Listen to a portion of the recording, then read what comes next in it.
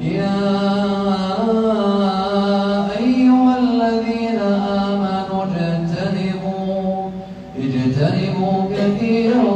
من الظن إن بعض الظن إثم ولا تجسسوا ولا يغتب بعضكم بعضا أيحب أحدكم أن يأكل لحم أخيه ميتا